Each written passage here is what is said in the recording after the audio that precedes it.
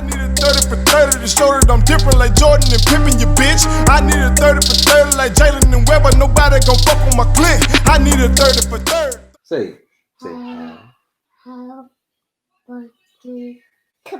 Yeah, that's my boy. That's my big boy. All right, man, here we go again with another segment of How About Them Cowboys with my brother Ray, the pulse of Cowboy Nation. What's happening, man? Man, glad to be here with you as always, brother. How you doing? Man, I'm doing fine, man. Doing fine, man. I think we deserve some credit. Yeah, I think we deserve a little credit. We might have woke up Zeke. I ain't see that really, but he was toting that rock, which is good for me. I got him on my fantasy team. Shout out to Ezekiel. Yeah. Keep toting that rock. But he came on. But Pollard did some good things too. He had an explosive run. You know what I'm saying? So I do. How did that make you feel to see your run game start to pop a little bit? It's what it should be, man. Regardless of whether we have one of the best offensive lines in the league like we've had in the past, versus now when guys are out and you just got to plug and play. At the end of the day, when there are holes to be hit, you got to hit them. I still say Ezekiel Elliott may not be the best running back in the NFL, but he still got some juice to be a top tier running back. Tony Pollard doesn't have the miles that Ezekiel Elliott has, but he has explosiveness. I've always said that Tony Pollard is underrated simply because he falls behind Zeke. If you put him in another offense, man, he's a guy that can make plays, and I think you see that. Whenever Zeke goes out, I don't know if this is a slight at Zeke or credit to Tony Pollard. When Tony Pollard comes in the game, there isn't much of a drop-off anymore. That's just the reality of it. When he comes in, he had a 40-plus yard touchdown. You know what I mean? Like, he's a home run hitter. You don't see long-distance runs from Zeke consistently. Well, you see that from Tony Pollard when he gets in the game. And you can call it him making the most of his opportunities, or you can call it just him understanding his role, whatever it may be. The running game looked really good against the Minnesota Vikings, who, for the most part, have a really good defense. Well, who would you say was your Cowboy of the week? Man, my Cowboy of the week, and it's half and half. It's half because I want to give him a shout out. It's half because he's just been making plays all year with and without Dak. Is CeeDee Lamb, man. CeeDee Lamb is. It may be a little biased. It may be a little biased because I'm a Dallas Cowboys fan. Okay, but to me, like a big statement coming. He's the rookie of the year. He's the rookie of the year. When he had Dak, he was averaging 100 yards a game. He was all over the place making third down conversions. Well, yeah, when Dak left, he took a step back, right? Naturally, because you're playing with third and fourth string quarterbacks. But man, the catch that he had against the Vikings for the touchdown, ridiculous. One of the catches, if not the catch of the year, and he has still been productive as a rookie when it doesn't matter who's playing quarterback. A lot of times with rookies, man, they need consistency, especially like a running back or a receiver. They need consistency. And the fact that he is able to make plays in spite of who's the quarterback, they can put Ray back there. They can put me back there at quarterback, and I truly believe CeeDee Lamb will make plays. He was my player of the game personally because of what he does to defenses, how they have to account for him. The fact that he's a slot receiver, it allows a defender to move outside of that box, which helps things out for Zeke and Tony Pollard when you're talking about a schematic type deal. But in the long run, man, I just think CeeDee Lamb is having a phenomenal year, and against a tough defense with really good corners. CeeDee Lamb did his thing against the Vikings, man. And so I just give him a shout out for that, if nothing else. And that was a big statement. Your boy JoJo called Justin Herbert the white Cam Newton. So Justin Herbert can ball. Justin Herbert can ball, by the way. I will not sleep on that young man. I think the Chargers, whether you want to call it lucking into a top 5 pick or taking the chance on him after Tyrod Taylor went out with the weird injury with the medical staff over there. Man, Justin Herbert is going to be a stud in this league for a long time. Because he's got it all. He's got it all. But for my money and just me being a Cowboys fan, CeeDee Lamb also is going to be a stud in this league for a long time. All right, so you gave me your Cowboy of the week then, and I know y'all coming off a win, but you can always get better. So who needs to do better in Big D? Jerry Jones. Jerry Jones. Too easy. Jerry Jones. That could be the answer every week, right? That can be the answer every week. But here's why I say it. Okay, talk to me. Here's the problem that Jerry runs up against now. He's got to be better because the decisions he makes moving forward dictates the path of the Cowboys moving forward. Now, yeah, it's easy to say when you're the owner / GM. Here's what I mean by that. So the Cowboys get a win. You know how Cowboy Nation gets when we get a win. We just start feeling ourselves like we're about to go to the Super Bowl. That's not going to happen. That's the reality. But also a part of that reality is everybody in the NFC East has 3 wins now.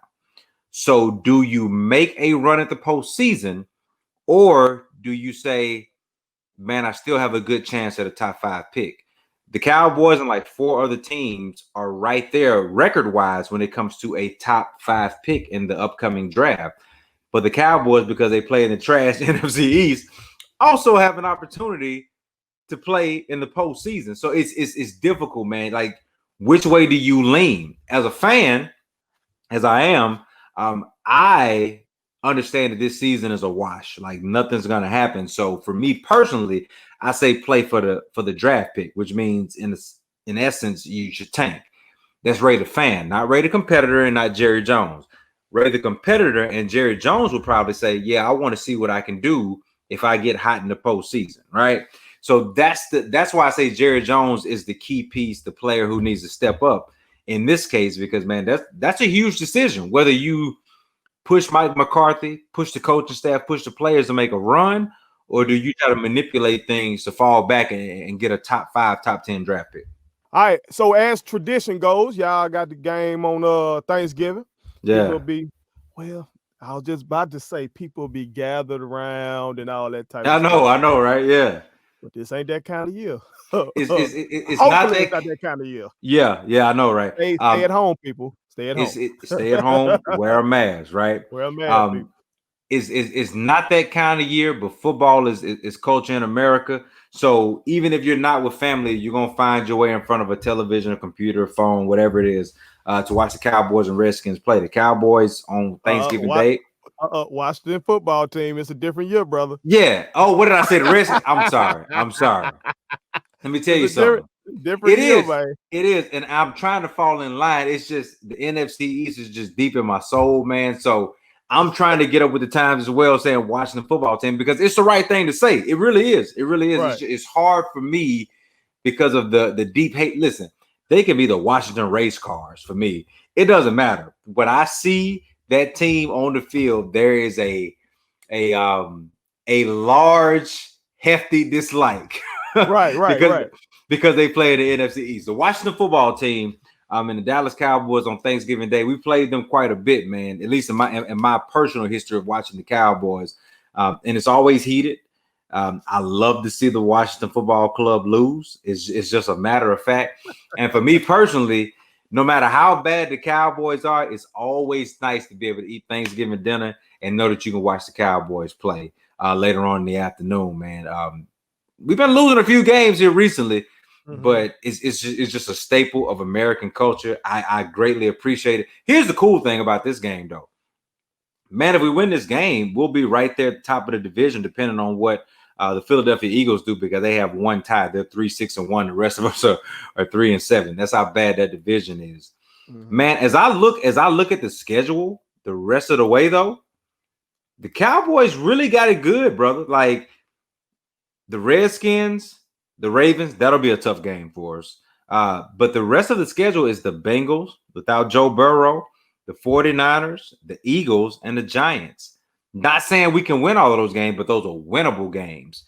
Right. So this game is Jason Clay said that 49er game ain't gonna be winnable for y'all, Ray. Man, we're not gonna get into what Jason Clay says. As you know, one day we'll bring the lost tapes out for y'all folks, and you'll be able to see just how passionate we can be about our teams. Jason Clay lives in fantasy land where he thinks somehow that his 49ers are like the best team in the NFC West, and they're like the worst team in the NFC West. Just like my squad too, and that's okay. We literally had an argument about who's suffering the most. It's classic, y'all. I will drop it one day. It's classic. We're gonna drop it, but it's just one of those things where my brother Jason Clay just doesn't live in reality, and that's okay. He's a diehard 49ers fan. I can respect him for it.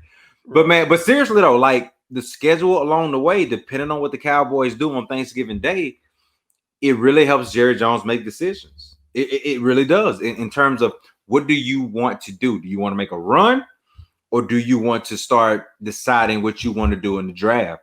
It all hinges upon this Thanksgiving Day game. And it's kind of cool for me to see, because a lot of these games since Dak has been out has been meaningless to me.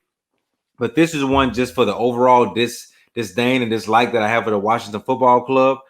It actually means something for me to tune in, not just rooting as a fan, win, lose, or draw, but knowing that like there's some meaning behind this game either way. I told you, man, a couple weeks ago, you said on this program that you had no reason to watch another Cowboys game. I did. And it's fair. Now it's fair. The faith is back. It's a good day. And if we're being honest, I lied. Okay, I'm gonna watch every game. I'm gonna follow the stats. I know that.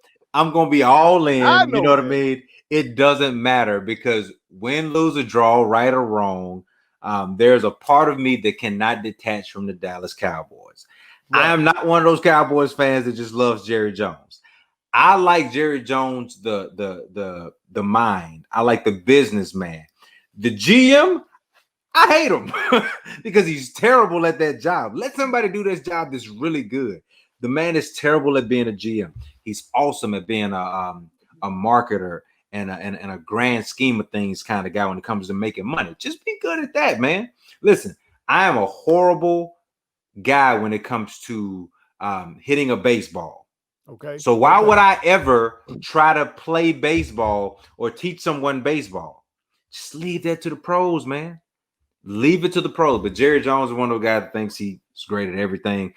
It's his greatest attribute, because he has ultimate confidence to try again, and it's why he's so successful. But it's also like his greatest detriment, because he just screws things up that it takes like years to fix. I think you speak for a whole lot of folks in Cowboy Nation when you saying that. But I appreciate you, man. That is another segment of How About Them Cowboy Ray. As always, love, boy. Love, man. Listen, one of these days, Jerry Jones gonna listen to this show, and I need him to know that regardless of what I said about you, you and I can hang out. We're all right. You know what I mean? Jerry be drinking that old school that Johnny Walker Blue. That Johnny Walker Blue. And let's just be honest, I can't afford that at this juncture in my life, and that's okay. That's what he be in the booth with, man. He be passing around the booth though. And it's fine. That means that I'm still amongst the people, and as long as I live, that's where I want to be. So we're good. All right, we'll be there soon. My man. You, boy. Yes, sir. One. Go. Subscribe to our daddy's YouTube channel. He's the best. Hit the like button, turn on the notifications.